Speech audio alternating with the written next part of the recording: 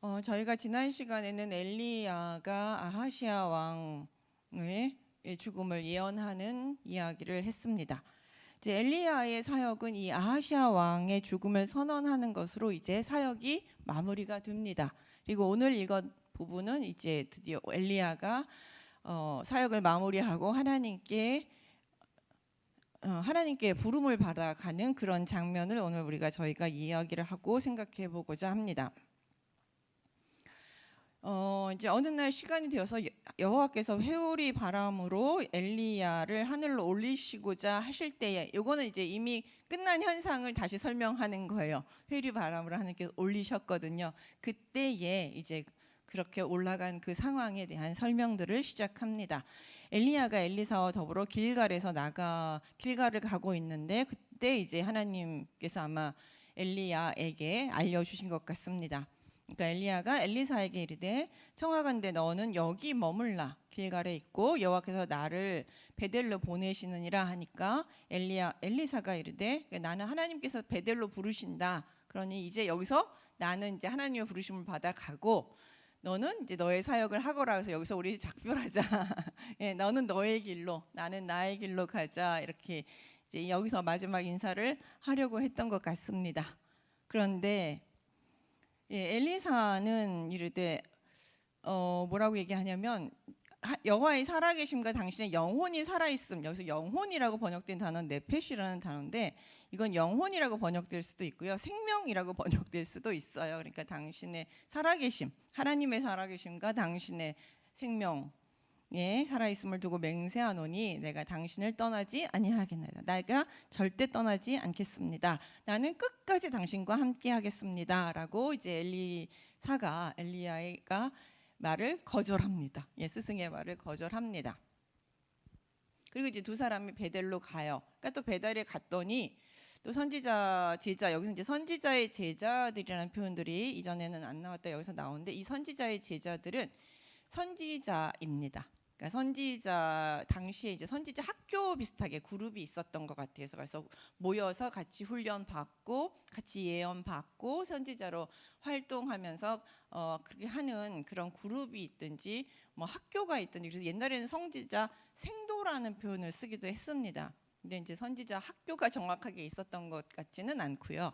그래서 요즘은 선지자의 제자라고 번역을 하는데, 이 사람들 다 선지자입니다. 선지자로 활동하는 사람들의 무리를 선지자 제자라는 표현을 쓰고 있습니다. 요 뒤에는 이제 엘리사 이야기에는 계속 나와요. 선지자의 제자 이런 얘기들이 계속 나옵니다. 그러니까 이 사람 한 무리의 선지자들이 엘리사에게 나옵니다. 베델에 살고 있던 와서 그에게 이르되 여호와께서 오늘 당신의 선생 엘리야를 당신의 머리로 데려가실 줄 아시나이까. 아마 집단적으로 하나님의 그 계시를 받았던 것 같아요. 그러니까 그들이 오늘 하나님께서 엘리야를 데려가시려나 보다, 머리 위로 데려가신다, 승천한다는 표현이죠. 그렇게 데려가신다고 말씀하셨는데 그거 당신 아십니까? 우리가 그렇게 받았습니다 얘기해요. 그러니까 엘리사도 나도 안다, 나도 그럴 줄 안다, 이미 나도 아는데 너네 좀 잠잠히 있어라. 왜냐하면 이제 그 사건이 일어나 그 이제 죽음이잖아요. 그 떠나감이잖아요. 어쨌든 이것을 떠나가는 거니까 잠잠하게 있어라. 나도 다 알고 있으니까 그렇게 수선 피울 거 없다. 어떻게 되는지 두고 우리 이제 잠잠히 하나님이 어떻게 하실지 두고 보자. 이런 의미로 잠잠하라라고 얘기합니다. 그리고 이제 베델에 갔을 때 엘리야가 다시 한번 엘리사에게 너는 여기에 머물러 있어라. 여호와께서 나를 여리고로 부르시니까 너는 여기 있어라라고 얘기하니까 엘리사가 또다시 나는 절대 당신을 떠나지 않겠습니다. 끝까지 당신과 함께 가겠습니다라고 이야기를 하죠. 그래서 엘리야와 엘리사는 다시 여리고로 갑니다. 여리고에 갔더니 또 여리고에 있던 선지자 무리들이 엘리사에게 오늘 당신의 스승이 하늘 위로 올라갈 줄 압니까? 라고 하니까 엘리사가 또다시 나도 아노니 너희는 잠잠하라. 그러니까 지금 보면 엘리야가 승천하는 사실을 곳곳에 있는 선지자들 무리에게 하나님께서 미리 알려주셨죠. 미리 베델 선지자들에게도 알려주시고, 그러니까 엘리야에게 알려주시고 엘리사에게 알려주시고 베델 선지자, 그다음에 여리고 선지자들에게도 알려주셨습니다. 그러면서 그리고 또 다시 한번 세 번째로 엘리야가 엘리사에게 이르되 너 여기 청하건대, 여기 이제 청하건대 또 다시 한번 반복이 있죠. 너는 여기에 머물라. 나를 요단으로 보내신다. 나는 하나님께서 요단으로 보내시니까 너는 여기에 머물라고 하지만 또 다시 엘리사는 절대 그럴 수 없습니다 하고 이제 또 다시 따라가죠. 그래서 두 사람이 요단으로 갑니다. 근데 여기서도 또 다시 이제 요단 50명의 요단에서 50명의 선지자의 제자들을 만나게 됩니다. 그래서 그 사람들 이 50명의 선지자들은 요단에서 만난 50명의 선지자들은 엘리야가 승천하는 것을 보는 목격자예요. 일종의 목격자로서 이제 이곳에서 그들을 만나게 됩니다. 근데 여기서 이제 엘리야가 승천하는 것이 아니라 겉옷을 요단강으로 가더니 겉옷을 벗어서 가지고 말아서 둘둘 치면서 요단 물을 이렇게 헤칩니다. 그래서 요단 물을 다 헤쳐가면서 건너서 마른 땅 위로 걷는 것 같이 건너게 됩니다. 이 장면이 사실은 여기서 쓰이는 단어가 상당히 독특한 단어예요. 하라바라는 단어인데 요거는 그러니까 물 속에 있던 땅이 드러난 그 맨 땅이라 그러죠. 그 땅인데 요게 언제 쓰였냐면 출애굽 때, 홍해에서 물 속에 있던 땅이 드러났다라는 때 쓰였고, 한 번은 요단강, 여호수아 시대 때 요단강의 물이 갈라져서 강 땅이 드러나서 맨 땅을 걸어갔다 할 때 쓰였던 단어예요. 그래서 성경에 3번 많이 안 나오는 단어예요. 그러니까 이 장면을 이렇게 물을 가르는 장면은 무엇을 연상시키냐면 홍해 사건도 연상시키고 요단강을 건너던 여호수아 사건도 연상을 시킵니다. 그만큼 어떻게 보면은 이 엘리야는 마지막까지 어마어마한 그러니까 하나님의 권능을 보여주면서 하나님 그 사건이 우리에게 주는 메시지가 있죠. 요단강, 그러니까 홍해를 건너는 메시지는 뭐예요? 하나님의 구원하심. 하나님이 이스라엘을 어떻게 구원하셨는가 이거를 기억나게 하고, 그다음에 요단강을 건너는 사건을 통해서 하나님이 이스라엘에게 어떤 선물을 주셨는가, 가나안 땅을 주셨잖아요. 그 구원하신 백성이 살 수 있는 가나안 땅을 주신 하나님. 그러니까 요단강을 가르는 이 장면을 통해서 그 권능뿐만 아니라 하나님의 그 권능을 보여줌으로써 이스라엘 백성들에게, 그리고 거기 있는 제 목격자들에게 하나님이 우리를 애굽에서 홍해에서 건져내신 하나님, 요단강을 건너게 하셔서 우리에게 가나안 땅을 주신 하나님, 그런 하나님의 놀라운 기적들을 기억하게 하는 사건이기도 합니다. 그래서 거기서 건넜죠. 끝까지. 그래서 마른 땅 위로 건너가게 됩니다. 둘이 다 건넌 다음에 엘리야가 엘리사에게 이르되 나를 내게서 데려가길 당하기 전에 내가 내게 어떻게 할지를 구하라. 그러니까 너 혹시 내가 이제 가기 전에 너 원하는 게 있으면 내가 들어주겠다. 네가 소원하는 게 있으면 내가 들어주겠다라고 이야기를 하죠. 왜냐하면 여기까지 내가 돌아가라고 얘기를 해도 끝까지 자기 옆에 있어준 엘리사가 고맙죠. 그러니까 사실 엘리야는 평생 동안 혼자 지냈어요. 혼자 했잖아요.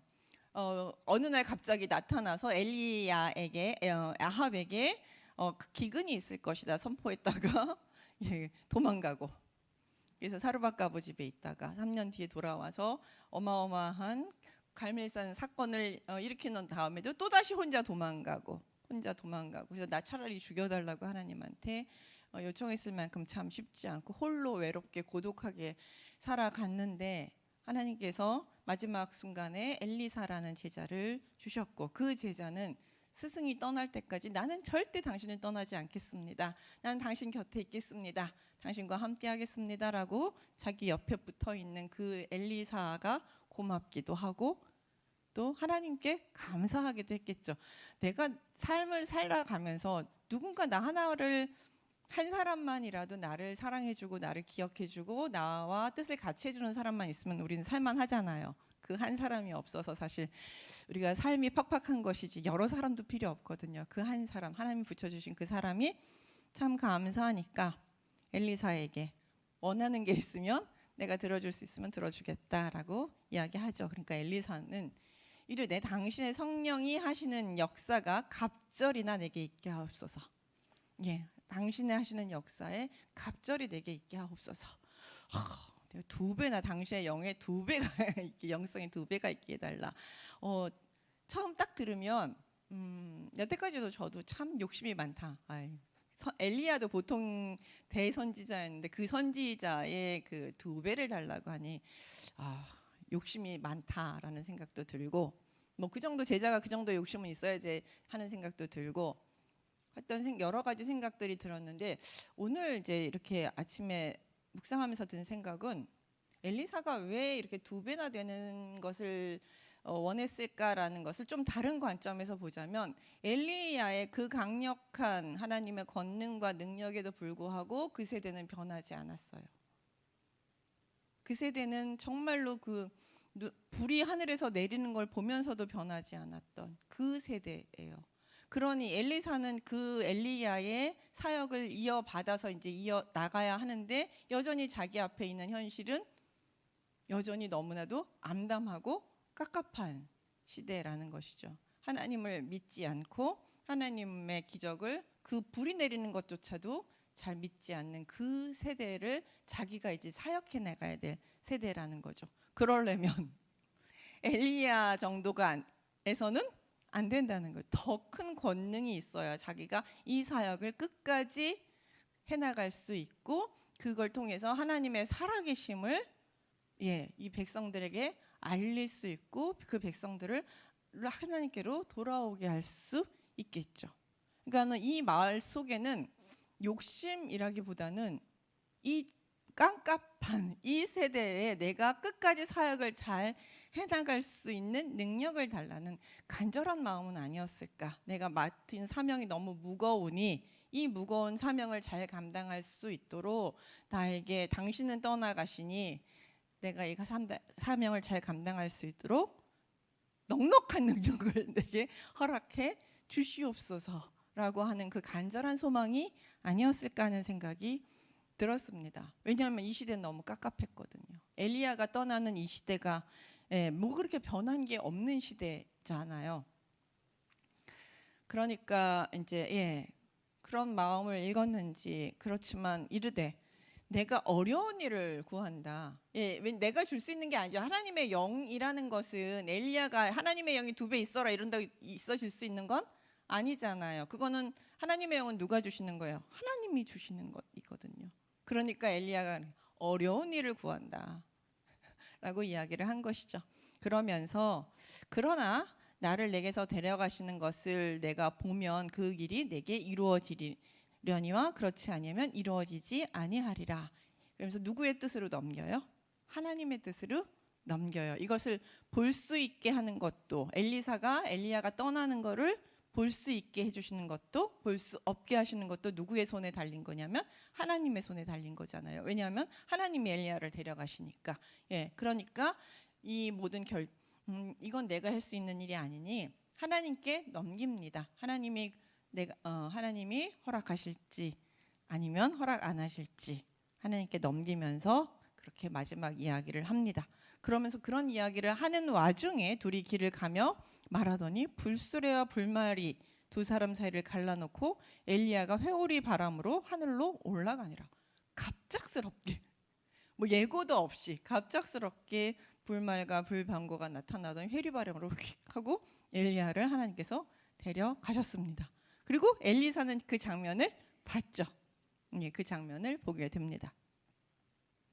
여기서 이제 불수레, 불말들은 하나님의 상징입니다. 하나님이 전투를 한다든지 할 때 나타나는 하나님의 군사들의 상징이에요. 그래서 불수레, 불말들을 나타났다는 것은 하나님께서 친히 엘리야를 데리러 오셨다라는 그런 뜻입니다. 그리고 회리바람을 타고 하늘로 올라가는 하나님께서 친히 데려가셨다. 이것들을 이야기하기 위해서 불수레, 불말을 이야기하는 것입니다. 이렇게 해서 우리 역사상 죽음을 보지 않고 죽은 두 번째 인물이 되는 거죠. 성경에서 에녹 다음으로 두 번째로 죽음을 보지 않고 하나님께로 데려가게 된 인물, 놀라운 경험을 엘리야는 하게 됩니다. 저는 이렇게 하나님께서 친히 마중 나오셔서 불말과 불수레로 친히 마중 나오셔서 친히 데려가시는 이 엘리야의 승천, 이 장면은 하나님께서 그동안 엘리야가 고생했던 것에 대한 하나님 나름대로의 뭐랄까요? 은혜가 아닐까 하는 생각이 듭니다. 아까도 말씀드렸다시피 엘리야는 그 권능을 받고도 맨날 도망다니고 쫓겨다니고 한 번도 권세를 누려보지도 못해. 권세는 뭐 맨날 목숨에 간당간당해서 도망다니라고 했으니 얼마나 많은 좌절, 고통, 능력이라도 없으면 그 고통이 없었을 거예요. 근데 능력은 출중한데 세상을 변화시킬 수도 없고 맨날 말하다가 도망다녀야 되고 세상은 변하지 않고 하는 그 좌절과 아픔과 고통과, 차라리 그래서 내가 죽고 싶다고 했잖아요. 하나님 나 죽여주십시오. 이게 뭡니까? 내가 이렇게 하면 뭐합니까? 세상은 변하지도 않는데. 그 세상의 그 시대의 아픔, 아마 하나님이 느꼈던 그 고통, 내가 이렇게까지 세상 이 이스라엘을 위해서 애쓰고 나의 힘을 보여주고 능력을 보여주는데 너네들이 어떻게 이렇게까지 안 변할 수 있느냐, 그 좌절과 고통 엘리야가 겪었던 것이 하나님의 마음과 전 같았지 않을까 하는 생각이 듭니다. 그러니까 그 마음을 서로 아시는 하나님께서 마지막 순간에는 그 고통과 아픔을 뭐라 그럴까요? 쓸어내 주신다고 할까요? 위로하기 위해서 친히 마중 나오신 거죠. 야, 엘리야야, 너 정말 고생 많았다. 너 정말 고생했고 수고했대. 내가 네 마음 다 안다. 네 마음이 내 마음이야. 그러니 내가 널 데려가마 하면서 하나님께서 친히 오신 게 아닐까 하는 생각이 듭니다. 그래서 우리가 수고하고 이 세상에 살면서 수고하고 어려운 일을 겪더라도 낙심하지 말 것은 현재의 나의 수고와 나의 고통과 나의 힘든 것이 내가 하나님 앞에서 선하게 살려고 했던 그 모든 것이 헛돼 보일 때가 참 많아요. 낙심될 때도 많고, 이게 뭐야? 왜 나만 맨날 손해보는 거야? 왜 나는 맨날 이렇게 힘들지? 이런 생각들을 하면서 살지만 엘리야가 만큼 우리도, 엘리야는 정말 더 큰 고통 속에 살았잖아요. 근데 어떻게 해요? 마지막 순간에 하나님께서 그를 영광스럽게, 그 어떤 사람보다 가장 영광스러운 모습으로 하나님께서 데려가시는 것을 볼 수 있습니다. 하나님께서는 선은 선대로 항상 갚아주시는 분이라는 것이죠. 악은 악대로 갚지만 선은 반드시 갚아주시고, 하나님께서 애쓰고 수고한 그 수고를 아시고 다양한 방식으로 하나님께서 갚아주신다는 것이죠. 하나님께서는 엘리야를 가장 영광스러운, 그걸 지금 누가 보고 있어요?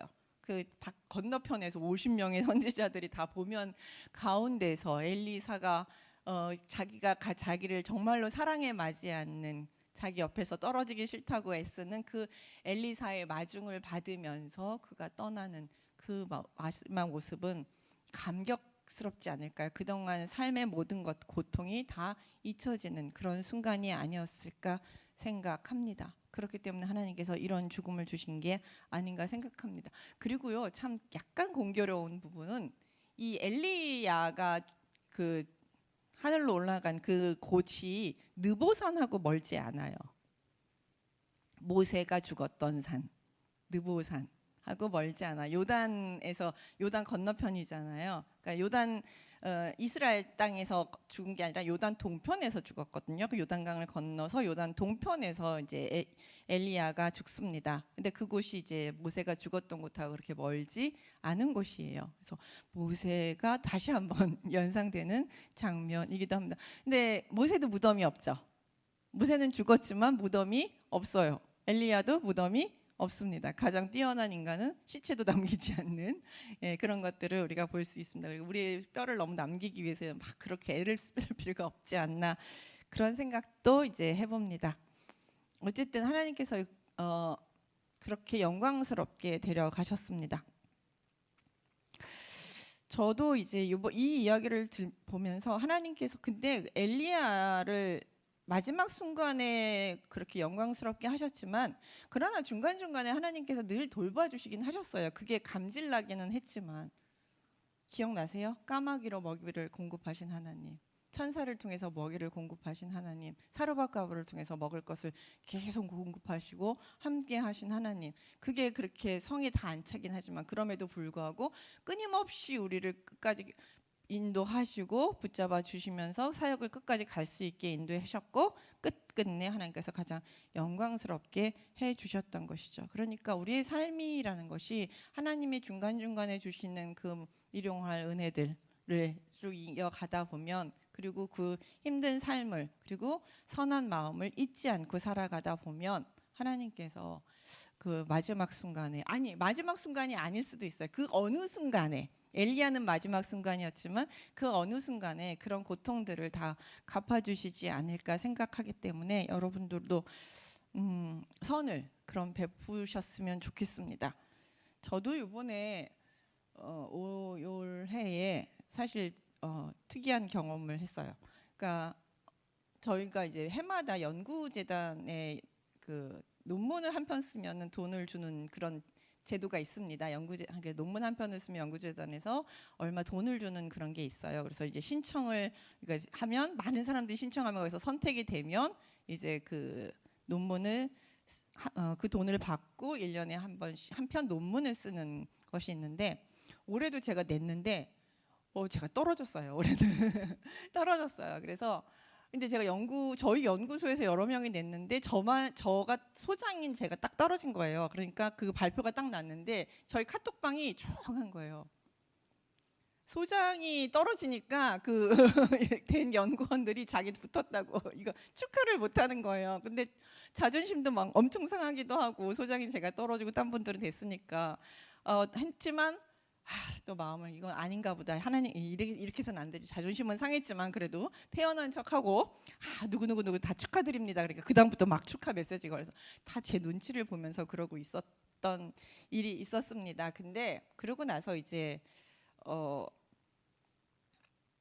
9월 달에는 저희 총회에서 이제 어이없는 이제 여성에게 강도권이 허용됐다가 허용되지 않는 어이없는 일이 있어서 그것 때문에 제가 9월 달, 10월 달 내내 좀 정신없이 여기저기 글도 쓰고 인터뷰도 하고 뭐 공청회도 다니고 하면서 제가 좀 정신없이 보냈어요.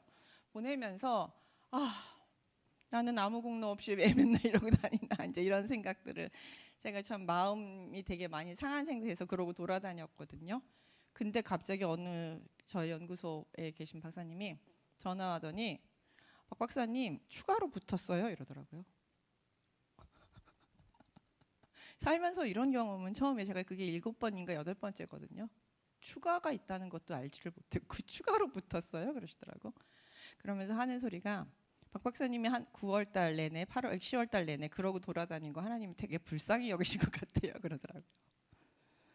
네, 제가 그러고 다녔던 걸 하나님이 되게 불쌍히 여겨서 그걸로 위로하신 것 같다고 그러면서 참 그런 얘기를 하시더라고요. 근데 저도 그런 생각이 들었어요. 그 얘기를 들으면서 하나님이 이렇게 위로하시는구나 우리에게. 그러니까 제가 너무 마음이 상해서 돌아다니는 그 모습이 하나님도 딱 보이셨구나라는 생각이 저도 들었고, 그래서 참 감사하다는 생각이 들었어요.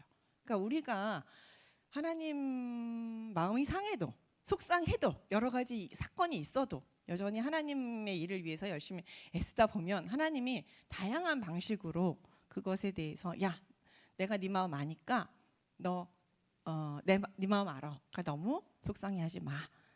내가 너 위로해줄게. 이렇게 하시는 것 같다는 생각이 들더라고요. 아마 저뿐만 아니라 여러분들도 이런 경험들이 상당히 많이 있을 거라고 생각을 합니다. 이게 우리가 신앙생활을 계속 이어나가는 그 방식이 아닌가, 그래서 길이 아닌가 이런 생각들이 들었어요. 그러니까 엘리야의 삶이 곧 우리의 삶이라는 것이죠. 엘리야의 위대한 삶이 나하고 아무 관계없이 그는 그의 삶이고 나는 나의 삶이 아니라 엘리야에게 그 세세하게 역사하셨던 하나님이 나의 삶에도 우리의 삶에도 그렇게 세세하게 역사하신다라는 것이죠. 오늘 이걸 보면서 좀 그 생각이 딱 들었어요. 그리고 나서 엘리야 그렇게 해서 이제 하나님 나라로 올라가게 됩니다. 그런데 엘리사가 이제 이걸 보고 소리지면 내 아버지여 내 아버지여, 이제 엘리야가 떠나니까 엘리사는 이제 내 아버지여 내 아버지여 이스라엘의 병과 마병이시여 하면서 불러 보지만 보이지 않고 여전히 떠나게 된 것을 이제 엘리사는 확인하게 됩니다. 그리고 엘리야의 떠남을 슬퍼하면서 자기 옷을 찢습니다. 그러나 이제 장례는 치르지 않습니다. 장례의 행위는 하지 않습니다. 왜냐하면 승천했기 때문에 떠나간 것에 대한 슬픔은 표현하지만 죄를 뒤집어 쓴다든가 뭐 이렇게 하는 장례의 의식은 하지 않습니다. 그리고 엘리야의 몸에서 떨어진 겉옷을 주어서 가지고 다시 돌아왔던 길로 요단강 언덕으로 가서 다시 물을 치는데 물이 쳐집니다. 엘리야가 했던 그대로 했는데 엘리야가 했던 것처럼 물이 쳐지고 물이 갈라지는 모습을 볼 수 있었습니다. 이것은 엘리야가 약속했던 그 2배의 영성이 엘리사에게 임했다라는 증거입니다. 약속대로 그에게 하나님의 영이 강하게 임했다라는 것을 알 수 있습니다. 근데 이것을 맞은편에서 보고 있던 사람들이 있었죠. 50명의 선지자들이 있었는데 그를 보며 말하기를 엘리야의 성령이 하시는 역사가 엘리사 위에 머물렀다 하고 가서 그에게로 가슴에 땅에 엎드려 그에게 정을 하고, 그 엘리사가 그렇게 물을 치고 오는 장면을 그 건너편에 있던 50명의 선지자들이 보게 됐고, 그 보면서 엘리야에게 있던 영이 엘리사에게 임했구나, 엘리사는 엘리야의 후계자인 거구나라는 것을 확실히 알게 된 것이죠. 그렇게 해서 그를 이제 엘리야를 모시듯 엘리사의 권위를 인정하게 됩니다. 그런데 그것까지는 좋은데 그걸 보면서 인정을 하는 사람이 있는 그러니까 엘리야의 승천을 그대로 인정했던 사람이 있는 반면에 엘리사처럼 하나님이 데려가셨구나라고 인정하는 사람이 있는 반면에 사람은 여러 가지 종류가 있어요.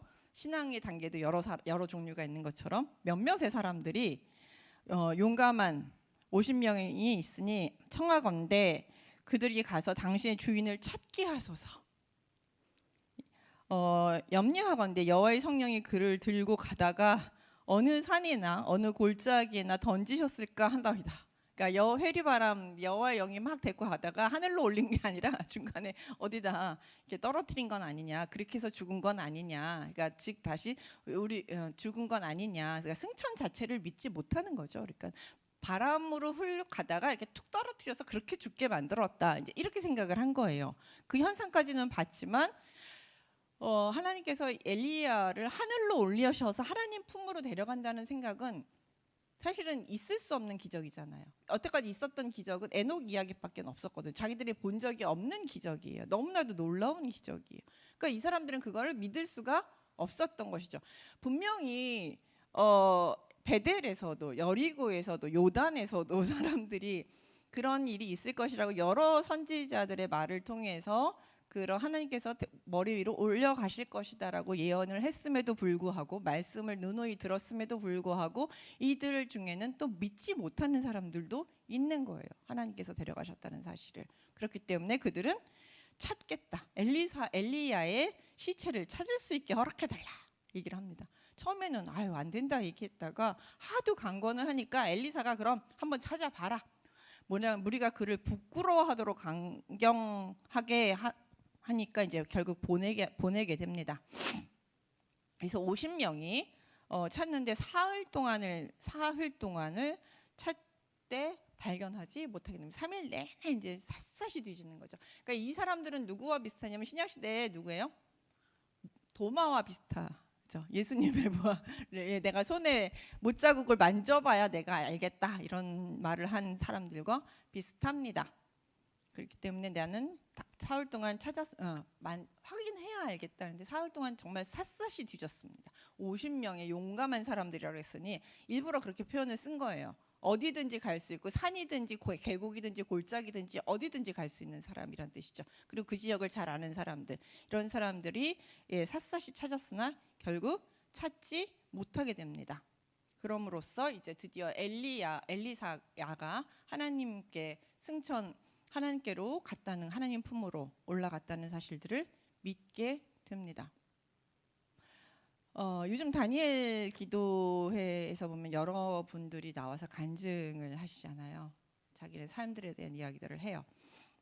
근데 우리가 아무리 많이 들어도 지금 이 사람들처럼 몇 번을 들어도 그리고 눈으로 대충 봐도 내가 직접 경험해 보지 않으면, 내가 직접 확인해 보지 않으면 믿지 못하는 경우들이 많습니다.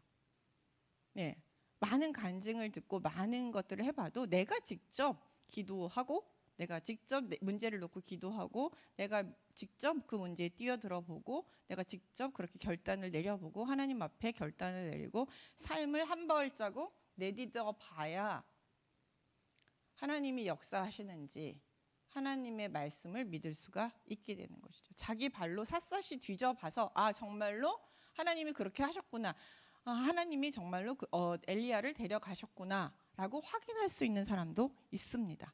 그냥 듣고만 듣는 걸로 우리가 다 믿지 못하는 경우도 많습니다. 그러니까 많이 들으시는 것도 좋아요. 많이 들으세요. 그 은혜가 됩니다. 나는 잘 못 느꼈던 하나님을 저 사람은 저렇게 느끼는구나. 그래서 하나님은 정말 살아계시는 거예요. 저는 간증을 들을 때마다 느끼는 건 하나님은 정말 살아계시는구나. 나한테 역사하시지 않은 다른 방식으로 하나님은 계속 역사하고 지금도 계속 역사하고 계시는구나. 저는 이런 사실들을 강력하게 느낍니다. 근데 거기서 끝나지 않고 그 하나님이 나의 하나님이 되게 하려면, 그 경험이 나의 경험이 되게 하려면, 그래서 나도 그와 동일한 경험을 하고 싶다면 나도 해야 합니다. 뭔가를. 그 무언가는 여러분이 하는 것에 따라 다 다르겠죠. 형편에 따라 다르겠죠. 해야 맛볼 수 있습니다. 엘리사처럼 나는 절대 당신 곁을 떠나지 않겠습니다. 죽자고 쫓아다녔더니 엘리야가 승천하는 것을 직접 눈으로 볼 수 있었습니다. 그리고 2배의 하나님의 영을 강하게 받을 수 있었습니다. 그건 그렇게 큰 은혜가 안 되면 내가 샅샅이 다 찾아보고라도, 믿을 수 없으면 내가 샅샅이 막 발로 다 밟아가면서 찾아보더라도, 그렇게라도 내가 엘리야가 하나님 승천했구나, 하나님이 엘리야를 데려가셨구나 라는 사실을 내가 확인하고 하나님의 살아계심을 내가 확인할 수 있으면 그것도 괜찮습니다. 그것도 저는 그래서 이 사람들을 믿음이 좀 부족하긴 하지만 이 사람들이 더 우리하고 닮은 것 같아요. 샅샅이 뒤져보는 이 사람들. 그 나쁘지 않다고 생각해요. 뒤져보세요. 찾아보세요. 그래서 진짜 살아계시는구나, 진짜 그렇구나. 그러니까 이걸 샅샅이 뒤진 다음에 이 사람들이 어떤 생각을 했을까요? 그래서 돌아와서 엘리사에게가 여리고에 머무는 중에 무리가 그에게 돌아오면 엘리사가 그들에게 이르되 내가 가지 말라고 너에게 이르지 아니하였느냐. 거봐, 내 말이 맞잖아. 네, 맞습니다. 엘리야 선지자께서는 하늘로 승천하신 것이 맞습니다.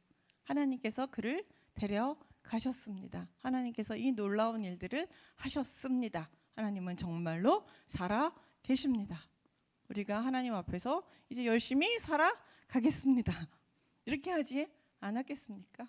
네, 그래서 우리가 많이 듣고 많이 배우는 것도 좋지만 하나라도 해보면서, 내가 한 발이라도 해보면서 확인하고 하나님의 살아계심을 느낄 수 있었으면 좋겠다고 생각을 합니다. 기도하겠습니다.